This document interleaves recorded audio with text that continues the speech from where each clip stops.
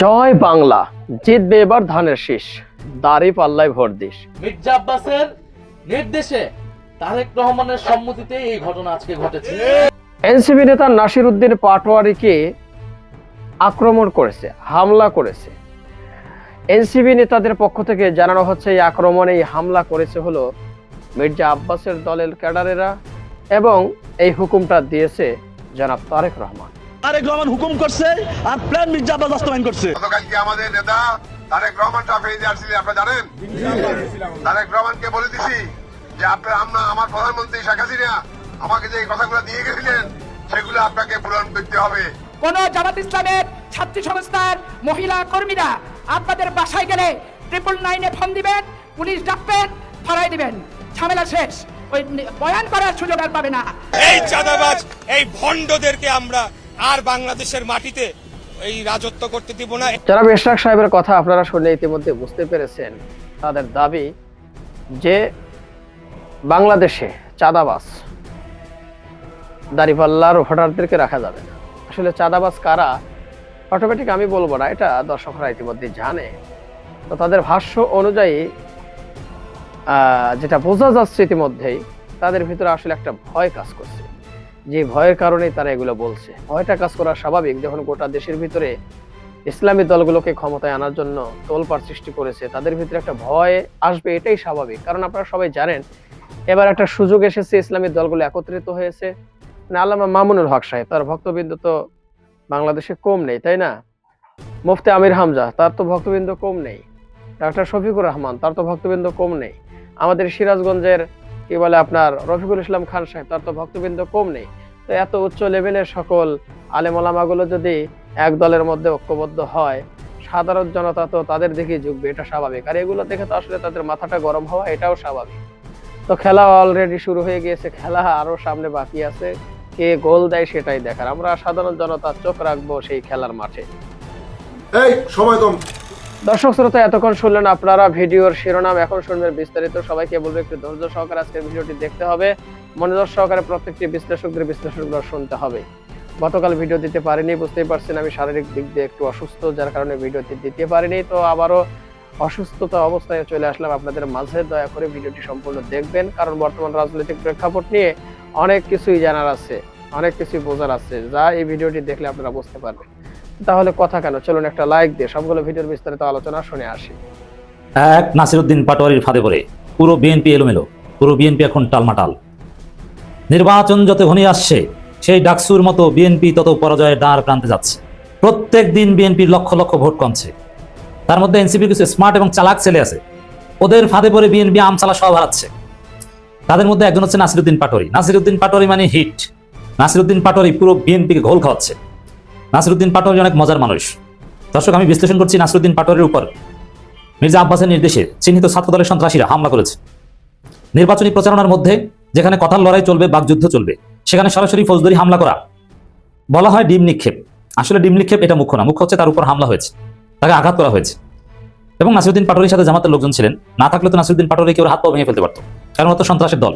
মির্জা আব্বাস খুনিদের দল। মির্জা আব্বাস একজন খুনি, একজন ব্যাংক ডাকাত গরুর হাটের ইজারাদার, গরুর হাটের দালাল থেকে আজকে ব্যাংকের মালিক হয়েছেন। একজন বিশ্বাসঘাতক, যিনি খালেদা জিয়ার সাথে বিশ্বাসঘাতকতা করেছেন। Khaleda Zia March for democracy ডাক দিয়েছেন, মির্জা আব্বাস বিএনপির লোকজনকে রাস্তায় নামতে দেয়নি, টাকার বিনিময়ে হাসিনার কাছে আন্দোলন বিক্রি করে দিয়েছে। দর্শক, এই মির্জা আব্বাসের সন্ত্রাসীরা নাসির উদ্দিন পাটোয়ারির উপর হামলা করেছে। এখন দেখে নাসির উদ্দিন পাটোয়ারি বা তার দল কিংবা জামাত কারো উপর ঢাকা 8 আসনে কোথাও হামলা করেছে কিংবা কাউকে আঘাত করার চেষ্টা করেছে কিংবা কাউকে গালি দিয়েছে, কোনো এক্সাম্পল দেখাতে পারবে না। কিন্তু নাসির উদ্দিন পাটোয়ারি মির্জা আব্বাসকে কেন্দ্র ইঙ্গিত করে কিংবা তাও মির্জা আব্বাসের নাম বলেন না, চাঁদাবাজদের বিরুদ্ধে কথা বলেন। নাসির উদ্দিন পাটোয়ারির যে কার্যক্রম, বিএনপির লোকজন যে ক্ষুব্ধ তার উপর, কেন নাসির উদ্দিন পাটোয়ারি তো মির্জা আব্বাসকে কিছু বলেন না। তিনি বলেন যে চাঁদাবাজি থাকবে না, পরিবর্তন আসবে। এর আগে কি হয়েছে দেখেছেন, এটা হবে না। অতএব নাসির উদ্দিন পাটোয়ারির সমস্ত বক্তব্যে নির্বাচনী প্রচারণার মূল কন্টেন্ট হচ্ছে পরিবর্তন আসবে, চাঁদাবাজি থাকবে না, এই তো। সেখানে মির্জা আব্বাসটা খেপে কেন? ওই যে মনে আছে না, ওসমান হাদিকে গুলি করার পর সাদিক ক্যাম্প ফেসবুকে লিখেছিল যে চাঁদাবাজ, এটাকে আমি মজা করে চাঁদাবাজ বলি, চাঁদাবাজ বলার মধ্যে অনেক হিকমত আছে, যে চাঁদাবাজদের খবর আছে, গ্যাংস্টারদের খবর আছে না, বিএনপি নাম কিন্তু বলেন না। তো ওইটাই বিএনপি ধরে নিয়েছে যে তাদেরকে বলছে, কারণ তারাই তো চাঁদাবাজ, তারাই তো গ্যাংস্টার। তো দর্শক, নাসির উদ্দিন পাটোয়ারি পরিবর্তনের কথা বলেন এবং চাঁদাবাজের বিরুদ্ধে সোচ্চার, এতেই বিএনপি তাকে টার্গেট করেছে, তার উপর হামলা করছে, দফায় দফায় তাকে হামলা করছে। কিন্তু নাসিরউদ্দিন পাটোয়ারির লোকজন বিএনপির কারো দিকে একটু চোখ গরম করে তাকিয়েছে এরকম কোন এক্সাম্পল কেউ দেখাতে পারবে না। এখন এই যে নাসিরউদ্দিন পাটোয়ারি বারবার চাঁদাবাজ চাঁদাবাজ বলে খোঁচা দেন, ওইটি হচ্ছে তার ফাঁদ। পাটোয়ারি সহজে জিততে চান, চাঁদাবাজদের বিরুদ্ধে বলেন, মানুষ খুশি, মানুষ বলছে যে এই ছেলেই পারবে বাংলাদেশকে পরিবর্তন করতে, বাংলাদেশের এক্সিস্টিং চাঁদাবাজ দুর্নীতিবাজের যে কাঠামো এগুলো নাসিরউদ্দিন পাটোয়ারির মতো হিট নেতাই পারবে ভেঙে চুরে চুরমার করে দিতে। মানুষ তার দিকে ঝাঁপিয়ে পড়ছে এবং চাঁদাবাজকে চাঁদাবাজ বলায় যদি বিএনপি রিয়াক্ট করে এবং এরকম কোনো অঘটন ঘটালে যে বিএনপির হোমাশা, বিএনপির যে 12টা বাজবে, এটা নাসিরউদ্দিন পাটোয়ারি ভালোভাবেই জানতেন। দেখেন এই এক হামলার ঘটনায় নাসিরউদ্দিন পাটোয়ারির উপর যে হামলা হয়েছে, এর ফলে জামাত এনসিপি অনেক কিছুই করবে, বিক্ষোভ মিছিল করবে, ইসিতে অভিযোগ দিবে, সংবাদ সম্মেলন করছে, আমাকে দাওয়াত দেওয়া হলো, তো এরকম অনেক কিছুই আপনারা দেখবেন।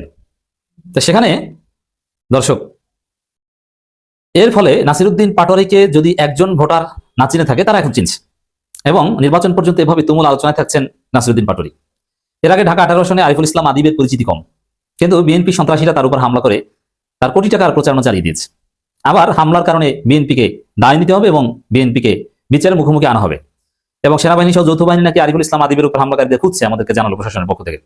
নাসিরউদ্দিন পাটোয়ারির উপর যারা হামলা করেছে এরা ছাত্রদল, এটা চিহ্নিত করা গেছে, অনেকের ছবি স্পষ্টভাবে উঠে এসেছে, আমাদেরকে অনেকেই পাঠিয়েছেন রেড মার্ক দিয়ে, সার্কেল দিয়ে, যে এই হচ্ছে অমুক ছাত্রদলের নেতা অমুক। এরা অবশ্যই মির্জা আব্বাসের লোক, এতে কোনো সন্দেহ নেই, এটা অলরেডি প্রমাণিত হয়েছে। তাহলে দর্শক, আমরা প্রথমে এই ফৌজদারি হামলা, যেহেতু নির্বাচনী প্রচারণায় তারেক রহমান সাপ্রি আচরণ করছেন, উল্টাপাল্টা কথা বলছেন, কিন্তু সেটা কথা লড়াই, কথা বলেন আপনারা, কিন্তু হামলা করেন কেন? শুধু কি নাসিরউদ্দিন পাটোয়ারির উপর না, দেশব্যাপী বিএনপি সহিংস হয়ে উঠছে, তাদের যে আওয়ামী রূপ সেটা দেখাচ্ছে। দেখেন এই 24-এর বিপ্লবীদের আওয়ামী লীগ বিএনপি কেউ সহ্য করতে পারে না, কারণ 24-এর বিপ্লব চুরির বিরুদ্ধে, 24-এর বিপ্লব ডাকাতদের বিরুদ্ধে, দুর্নীতিবাজদের বিরুদ্ধে, চাঁদাবাজদের বিরুদ্ধে, ফ্যাসিস্টদের বিরুদ্ধে। BNP is another fascist. যার ফলে নিউ ইয়র্কে তাসনিম জারা এবং আখতারের উপর ডিম নিক্ষেপ করা হয়েছিল, আপনারা জানেন। আর এখানে মির্জা আব্বাসের লোকজন নাসিরউদ্দিন পাটোয়ারির উপর ডিম নিক্ষেপ করেছে। নিউ ইয়র্কে মেরেছিল আওয়ামী লীগ, আর এখানে বিএনপি। এই আওয়ামী লীগ এবং বিএনপির মধ্যে কোনো পার্থক্য নেই। মির্জা ফখরুল তো বলেছেনই যে শেখ হাসিনা পালিয়ে গেছে, না গেলে একটা গণতান্ত্রিক পরিবেশ থাকতো। খুব আক্ষেপ, মির্জা ফখরুলের মনে বড় জ্বালা, খুব কষ্ট, শেখ হাসিনা পালিয়ে না গেলে খুশি হতো। এখন এই যে বিএনপি স্পেসিফিক জুলাই যোদ্ধাদের বিরুদ্ধে বিএনপি এখন মূল টার্গেট দেখেন, বিএনপি জামাতের পুরুষ নেতাদের বিএনপি ভয় পায়, কারণ জামাতের পুরুষ নেতাদের গায়ে হাত দিলে তো স্যাঁচা খেয়ে ওইখানে গণদোলাই খেয়ে আনা মারা হবে। জামাত এখন পাওয়ারফুল দল, জামাত এখন সবচেয়ে জনপ্রিয় দল। জামাতের পুরুষ প্রার্থীর বা পুরুষ কোনো কর্মীর বিরুদ্ধে হাত দিলে খবর আছে, হাত পুড়ে যাবে। কিন্তু দুর্বল পেয়েছে আমাদের মায়েদের, নারীদের পেটে লাথি মারে বিএনপি, নারীদের আঘাত করে তাদের ওড়না টান দিয়ে ছিঁড়ে ফেলে এই জারোসদের দল, বাংলাদেশ জাতীয়তাবাদী জারোস পার্টি। কারণ যারা নারীদের গায়ে হাত দেয় এরা জারোস, ওদের মা বাবার বিয়ের 4 মাস পর ওদের জন্ম হয়েছে যারা এই কাজ করছে। আমি বলছি, আপনি মিলিয়ে নিন, এলাকাবাসীকে জিজ্ঞেস করবেন ওর বয়স কত, এটা খোঁজ নেই। এইদেরকে বিএনপি প্রশ্রয় দিচ্ছে, এটা তারেক রহমানের নির্দেশ হচ্ছে, এটা আমি আগে বলেছি, প্রমাণ দিয়েছি যে কিভাবে তারেক রহমানের নির্দেশ হচ্ছে। নির্বাচনের প্রচারণা শুরু যেদিন হলো সেদিন থেকে আন্তর্জাতিক মিডিয়ায় জামাতের জয় জয় করা অবস্থা। পৃথিবীর বিখ্যাত সমস্ত পত্রপত্রিকাগুলোতে, টিভি চ্যানেলগুলোতে জামাতের যে নির্বাচনী প্রোগ্রাম, যে মিছিল, যে সমাবেশ, এগুলো বড় বড় ছবি দিয়ে ফলাও করে প্রকাশ করা হয়েছে এবং সেখানে জামাত সম্পর্কে ভূয়সী প্রশংসা করা হয়েছে এবং আন্তর্জাতিক সম্প্রদায়ের দৃষ্টি আকর্ষণ করা হয়েছে ওই সমস্ত পত্রিকাগুলোর মাধ্যমে যে আগামী নির্বাচনে বাংলাদেশে রাজনীতিতে ব্যাপক একটা পরিবর্তন ঘটতে যাচ্ছে এবং আন্তর্জাতিক মিডিয়া যেন, আন্তর্জাতিক ব্যক্তিত্বরা, আন্তর্জাতিক প্রতিনিধি দল সবাই যেন বাংলাদেশের নতুন সরকারের সাথে নতুন অভিজ্ঞতা সঞ্চয় করে তাদের সাথে কাজ করতে সবাই আগ্রহী থাকে। এরকম একটা খবর সমস্ত পৃথিবীতে ছড়িয়ে পড়েছে। কোন কোন পত্রিকায় এবং কোন কোন দেশের পত্রিকায় এরকম খবর প্রকাশিত হয়েছে সেই বিষয়টি আমি আসব।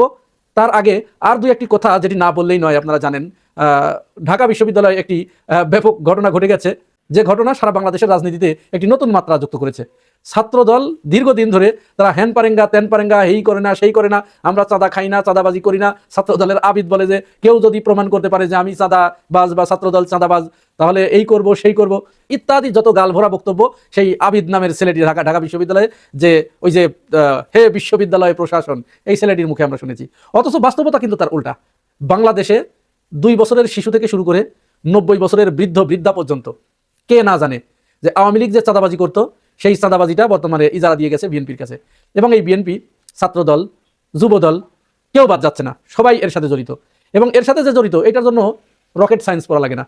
এই যে তাদের 5 আগস্টের পর থেকে, এই আমি যখন এই ভিডিও করছি 25 জানুয়ারি 2026, আজ পর্যন্ত সারা দেশে প্রায় 210 জনের মতো নিজেরা আধিপত্য বিস্তারকে কেন্দ্র করে, এই চাঁদার টাকা ভাগাভাগিকে কেন্দ্র করে তারা মারা গেছে।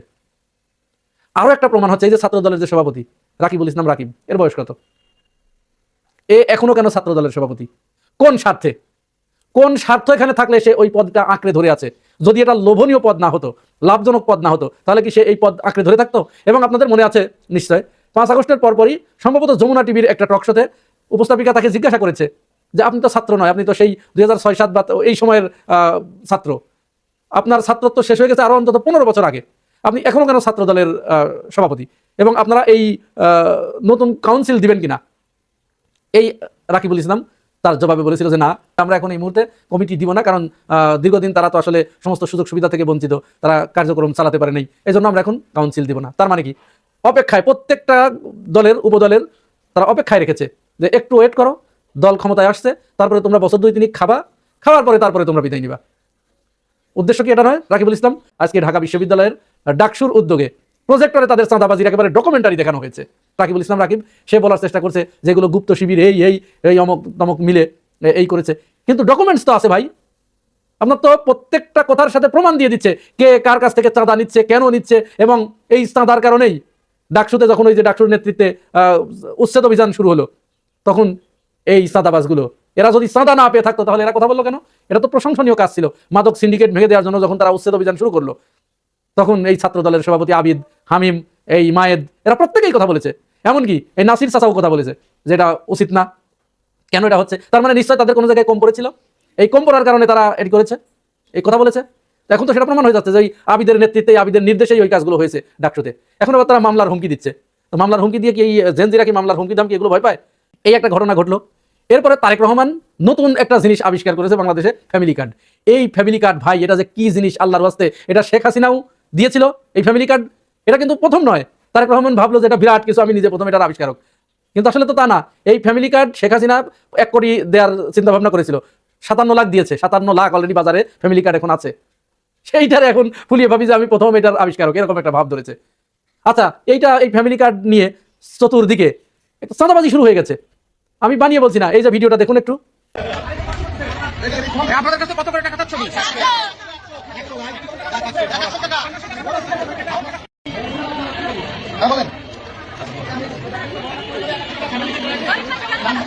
এটা ভুয়া, বুঝছেন? এটা ভুয়া জিনিস, তাই এরা টাকা নিচ্ছে।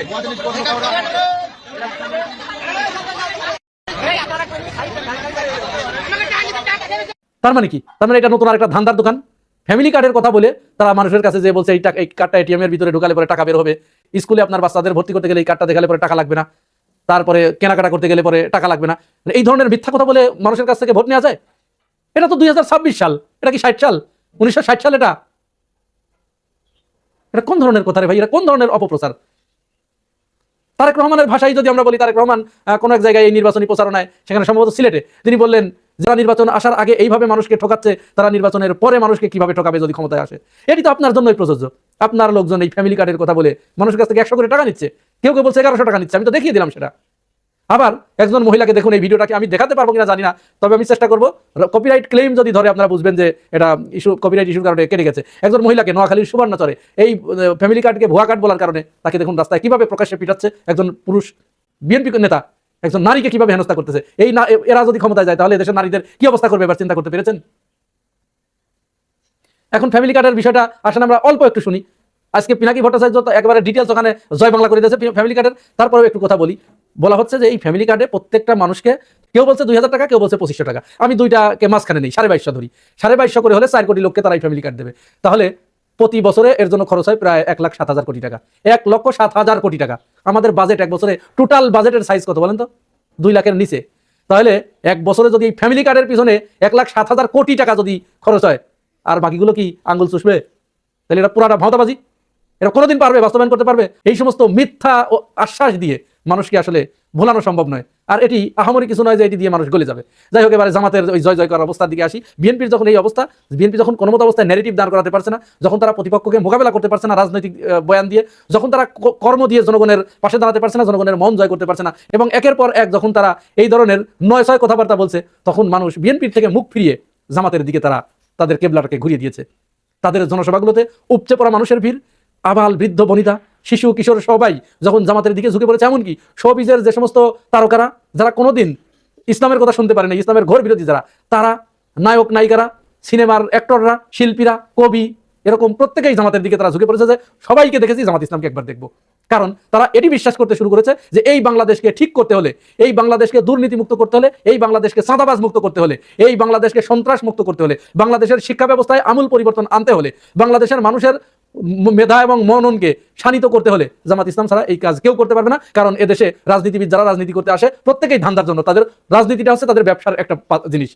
কিন্তু জামাত ইসলামের কাছে কিন্তু রাজনীতি মানে ব্যবসা না। জামাত ইসলাম এটি বলেই দিয়েছে এবং আমরা দীর্ঘদিন ধরে জামাতকে যেভাবে অবজার্ভ করছি তাতে আমাদের কাছেও এটি মনে হয়েছে যে জামাত যেটি বলছে আসলে তারা সত্য কথা বলছে, আমরা তাদেরকে সেরকমই পেয়েছি। তারা রাজনীতিকে মানুষের সেবা করার মাধ্যম হিসেবে গ্রহণ করেছে, রাজনীতির মাধ্যমে তারা মানুষের সেবায় নিজেদেরকে নিয়োজিত করতে চায়, এটি বাংলাদেশের জনগণ বিশ্বাস করতে শুরু করেছে। যার ফলে আন্তর্জাতিক গণমাধ্যমে তারা এত মিডিয়া কভারেজ পেয়েছে ইতিপূর্বে যা কোনোদিন কল্পনা করা যায়নি।